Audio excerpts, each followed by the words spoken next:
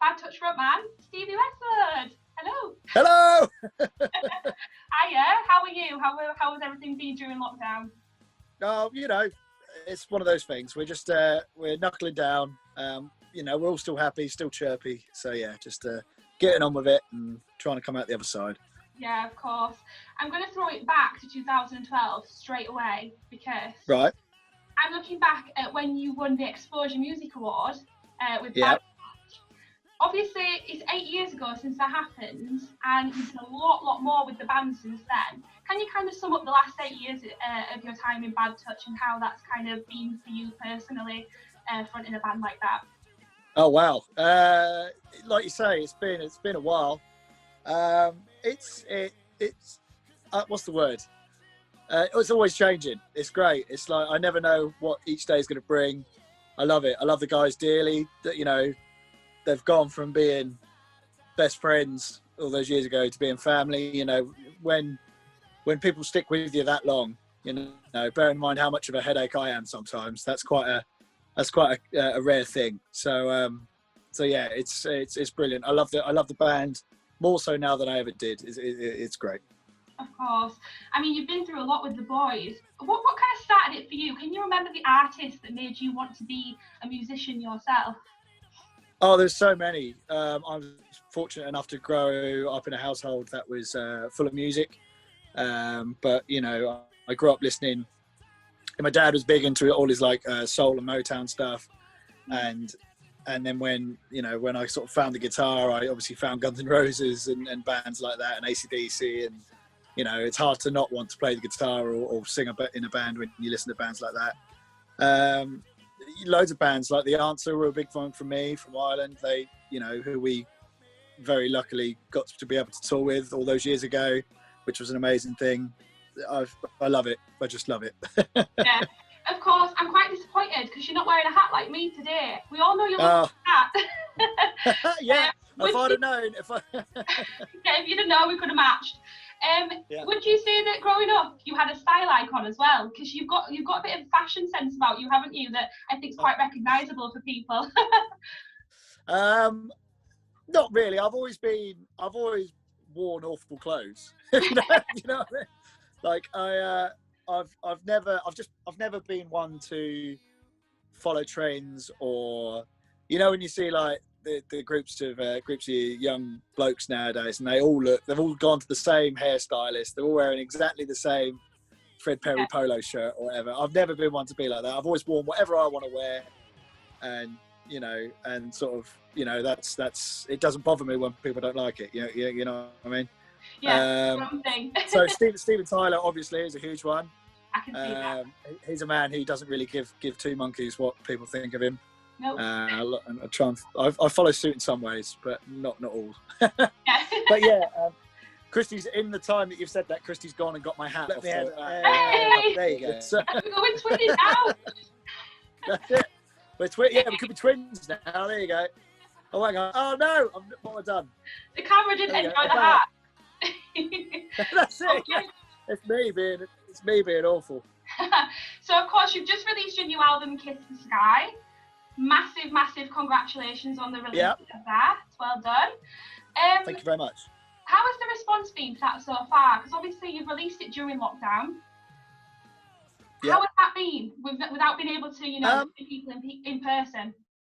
Yeah, it's a weird one. It's been received amazingly well. Like, we're blown away by all the responses, the good reviews. People saying, it got them through lockdown and stuff like that. It's just so lovely. I mean, I know I'm sitting here trying to sell it to you, but as a human being, to hear people say stuff like that is just so touching. Yeah. And yeah, it's been great. We got to number 4 in the rock and metal charts and whatever. Yeah. So it was, and we were up there with like Lamb of God and Iron Maiden and stuff. It was mental, absolutely mental. And yeah, we just can't wait to be able to get on the road and play it live. Of course. I mean, obviously, with the fact that you've released it in lockdown as well, in terms of like creating the album, was it already created and ready to kind of go before lockdown hit, or was it a case of having to adapt to the circumstances? So it was one of those things. We recorded the album in December of last year. Yeah.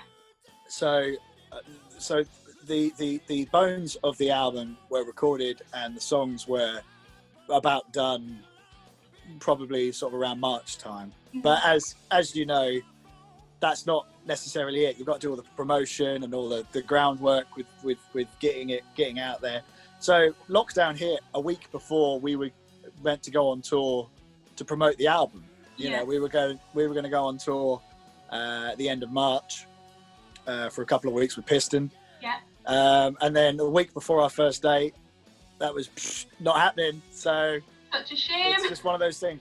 We went through being completely devastated and upset, but you know, you just have to roll with the curveballs when something like that happens, you know. And we're upset, but we're looking forward to the tour next year now. Yeah. So it's one of those things. Just got to go with it.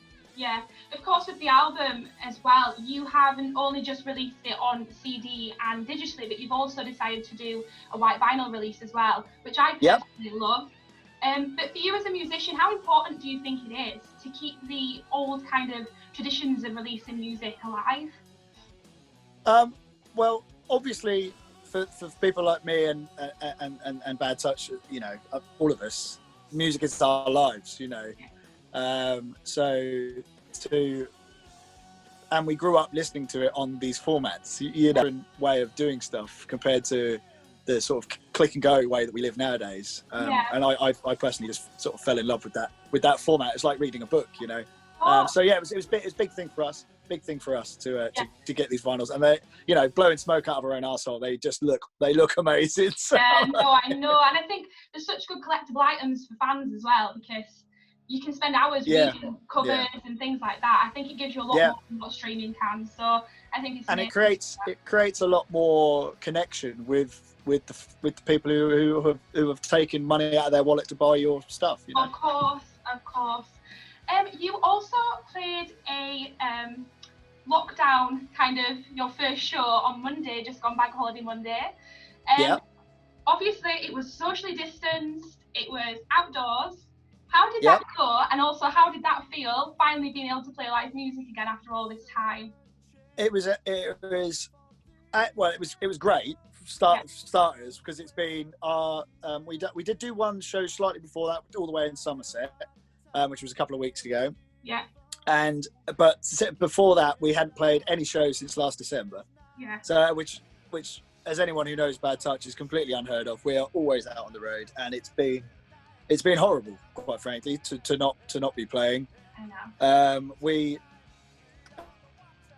It was really good to blow some cobwebs out and get some of the electricity out, because we'd been, you know, it's like an artist not being able to paint, you know. It was great. It really was great. It was odd. I'm not going to say it wasn't odd, because it was odd. But everyone did the right thing. They respected what needed to be respected, and it was really good to see. So. Yeah. So you'd say, having experienced it yourself now, because obviously not every band has been able to get back out and gig yet, you would say it's a success at the moment given the circumstances? It's one of those things. You either sit in your bedroom not playing a show, or you suck it up and deal with it and accept that things aren't going to be the same as they were. You know, if you want to be out there playing shows, you've got to roll with the punches, and it's going to be different, you know. Yeah, of course. Obviously, you've also got Panic Rocks Rock the Asylum coming up on Saturday, which is the 5th of September for anybody who might be watching this. That is also going to be that is going to be streamed as well, isn't it, online? Are you looking forward to playing that? And is that going to be even more strange because there's going to be no audience? Oh yeah, don't, like, we've done several practices leading up to it, because obviously it's a great thing to be asked to do. We are over the moon that Planet Rock have asked us to do it, but also we know that, you know, competition is well fierce. We're up against some amazing bands, and we need to bring our A game, and quite frankly, we've been out of it for a while. You know what I mean? So we've been practicing like mad, and where in the past we might have relied on the rapport and like the atmosphere from the crowd, we can't do that, you know. So you have to, it's such a wonky one, especially for me as a singer.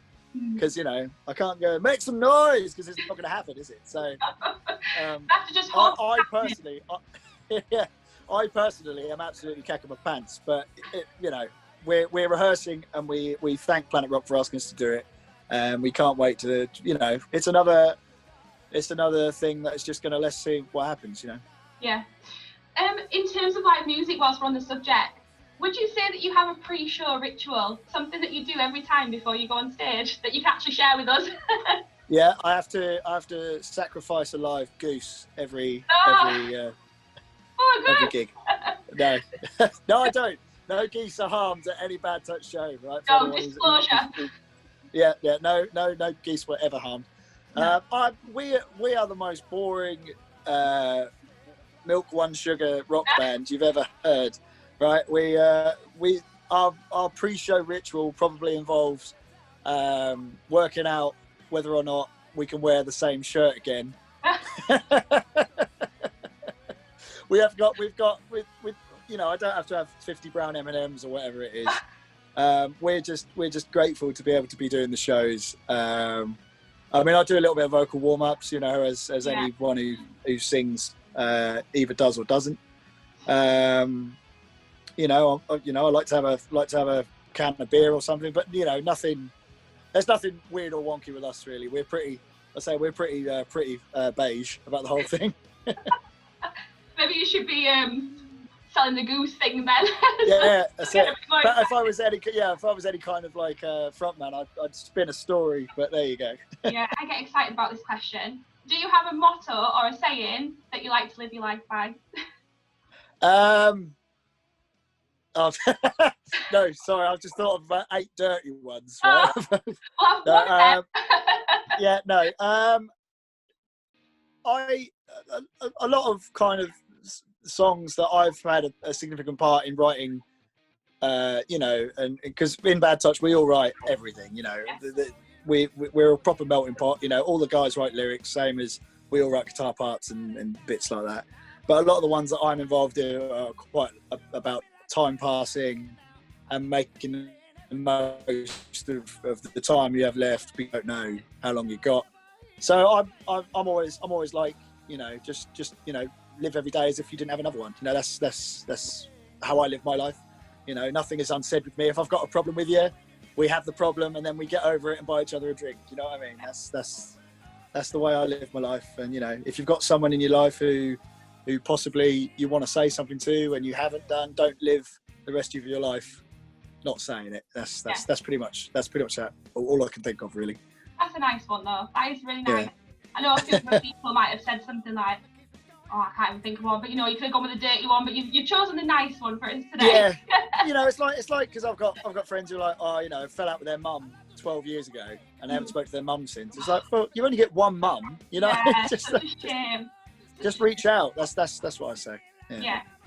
And last but not least, how are you feeling not being able to see your fans? I'm sure that they'll be really upset that they've not been able to see much of Bad Touch recently. But have you got a message that you'd like to send them during lockdown? Oh God, yeah. Yeah. So, sorry, I didn't let you finish. Go on. No, it's all right. No, any words of wisdom for your fans? Anything that you'd like to say to them on camera today? First and foremost, most importantly, and sort of least originally, thank you so much, because it is a hard time for everyone, you know, in any kind of business or industry or social scenario or anything. It's just hard. And to think that we've still got people out there who care about what we're up to, about what we're doing, and just want to see us live and want to be part of the Bad Touch family. Yeah, you don't know how much it means, because we're just 5 guys. You're in my house at the minute. It means the absolute world. So thank you so much. And just hopefully we'll see you next April at the Kiss the Sky tour. Of course.